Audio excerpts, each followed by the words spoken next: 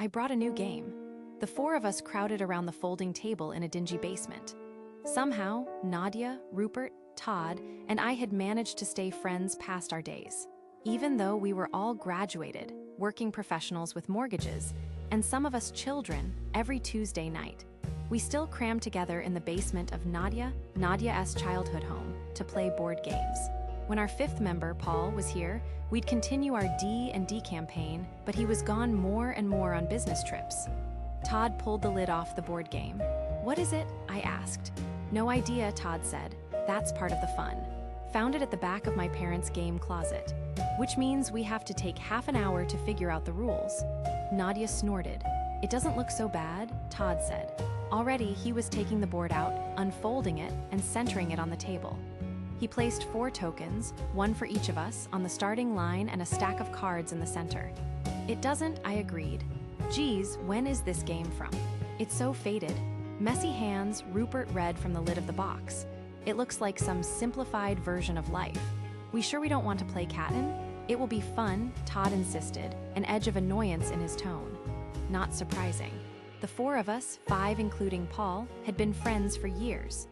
We were masters at forgiving each other by now, which also meant we were masters at getting on each other's nerves. Fights were common, but we always resolved them. "Let's give it a," I said before a fight could break out. Todd spent less than a minute scanning the rules. "Okay, pretty simple. We just take turns flipping over a card and doing what they say on the back. Nadia, ladies first." She shrugged and nabbed a card. She read it, then set it on the table where we could all read it. "Do a jumping jack to advance 1 space." Okay," she giggled. "So it's like some lame version of truth or dare? You gotta do it," I said. She did and moved her token once. I flipped over a card next. "Lick your neighbor's hand to advance 2 spaces." "2 spaces?" Nadia said. "Not fair." Her tone was uncaring, though. None of us seemed to care much about this kid's game. We were doing it to appraise Todd, though even he was looking skeptical now. No harm in playing along to make him less embarrassed, though, so I dropped my face dramatically and touched my tongue to Rupert's hand. "Disgusting," he laughed. I pushed my token one past Nadia's. Rupert was next. "Tell a secret to advance 2 spaces." "Draw again." "Uh-oh," he said. "You're right, this is like truth or dare." "You're stalling," Todd said. He rolled his eyes. "Fine. You know how I said your new haircut looks good?" "Yeah, well, it's all uneven in the back." He flipped another card. "Tell a bigger secret to advance 1 more space." "Draw again." "What the—" Rupert looked at Todd. "Did you set this up?" Todd shrugged. It was odd to get those cards one after another then again. We hadn't actually shuffled them. They'd probably come like that. Well, okay," Rupert said. "Let's see. In high school, I was in the same lit class my brother took 2 years before. He'd given me his old computer with all his old files, so I would just turn in his same essays for homework." Nadia oohs, and we all laugh. It sounded like something Rupert would have done. He's always been the most amoral of us, to say the least. He flips his 3rd card. "Tell your biggest secret to advance 1." Again, Rupert looked up at Todd. "Okay, not funny anymore. I swear I didn't put that there." "Okay, well, I'm done. You take your turn." Todd reached for his card, but his hand jerked back. It shocked me. "What?" Rupert asked. "I'm serious, the cards shocked me." "That's Riddick," Nadia started, but her hand jerked back too when she touched them. Rupert touched one. Nothing happened. "You guys are hilarious." Curious, I tapped the pile next, with the very edge of my pinky. Intense electricity shot up my arm, into my shoulder, and down my legs. I sprang back, my chair nearly tipping. We all looked at each other. Nobody was smiling anymore. We were all looking at each other. "It isn't our turn," I said. Hesitantly, Rupert flipped the next card. "Tell your biggest secret." "I'm out." Red-faced, he snatched his coat from the back of the chair and stormed for the basement door. When he got there, he swore. "What is this?" We rushed over. He was straining against the clearly locked basement door. Why was he so angry? "I'm sick of this game." He screamed, and before any of us could react, he kicked at the flimsy basement door, splintering it. He threw the door open to reveal a wall. The one way out was entirely sealed, as if it had been that way for years. We all stared. "I swear I don't know what's going on," Todd said. Rupert stormed past us to the window. He climbed on a chair and shoved it open, but even from my spot, I could see the window was walled in 2. We spent minutes exploring the basement for a way out, but it was entirely, unexplainably sealed off. None of our cell phones worked either. Messy hands, Nadia whispered finally. I think we have to finish the game before it lets us out. I'm not doing that, Rupert insisted. Why not? Asked Todd. Come on, I don't want to be trapped in here just because you can't tell us a dumb secret. Yeah, why? I asked. What's the secret? What we all asked, over and over, what couldn't he tell us? Finally, Rupert exploded. I'm cheating on Rachel, okay? Happy, we all gawked. Rachel was his wife of 5 years. They had a kid together. We liked Rachel. Rupert was already trying at the basement door again, but the wall was still there, solid as before. We had to keep playing. Todd went next, trembling. Point at your least favorite friend to advance too. Everybody close your eyes, he instructed us. We did.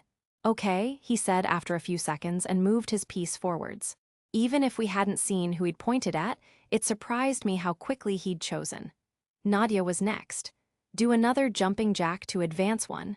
Not all of them were bad, not as bad as Rupert's first turn. We went one by one, doing whatever things the game said. From then on, if we had to confess something distasteful, the rest of us would follow Todd's example and plug our ears. For one turn, I had to strip completely down, but the others all closed their eyes until I was dressed again. Slowly, the cards got worse. There were still the occasional freebies, but overall the tasks became less harmless. Cut 6 inches from your hair to advance one. Nadia teared up. Her hair wasn't long to begin with. 6 inches would make it practically a pixie cut. She took nearly an hour to work up the nerve. She tried screaming at the sealed-up door and failed over and over to connect to the non-existent Wi-Fi. We didn't coerce her, but eventually, she grabbed a pair of scissors, in tears, and seared off most of her hair. It was nearly 8 am now. Our families would be wondering where we were. My turn, draw blood to advance one, draw again. The draw agains were never a good sign.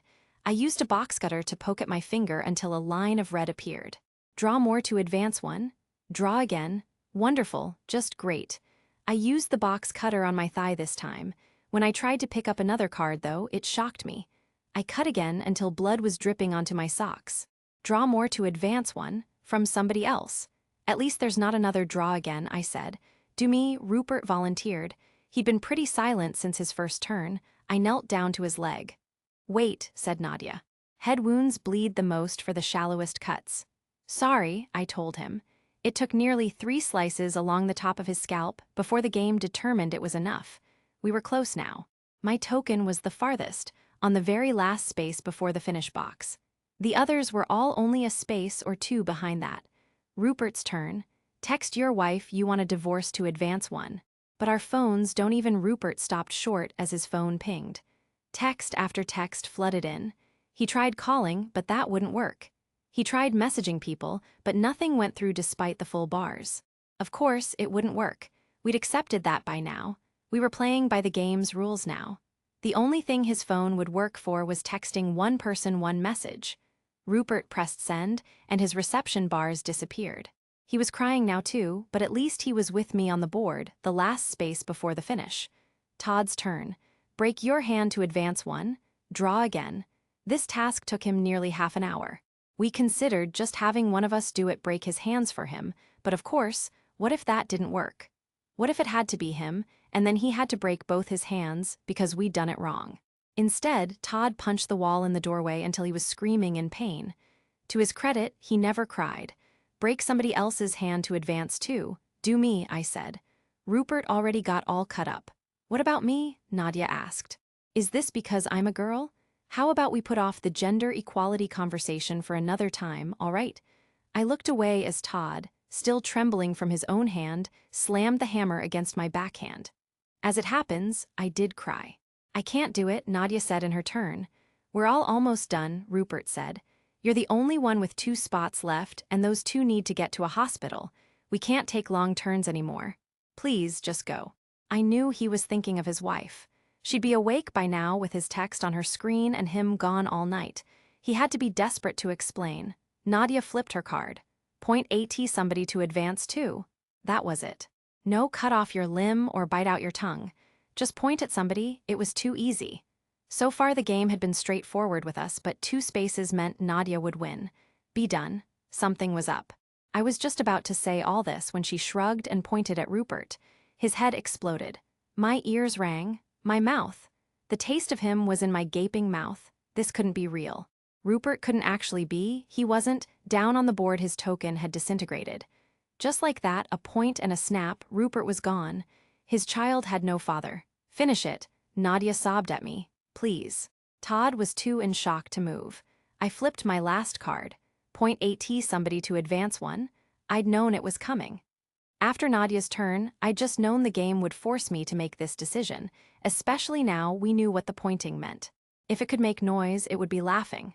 Choose me, Nadia begged. I can't do it anymore. It just says somebody, I said. I'm somebody. I can choose myself. Please, look at what I did to Rupert. I can't keep going after this. Even so, I readied my good hand to point at my own face. This ended now. I took one last look at my oldest friends, at Nadia bawling, but kind as ever, at Todd pale-faced and guilty. It's my fault, he whispered. All my fault. And you know what? He was right. This was his fault for demanding we play this terrible board game. I pointed at Todd.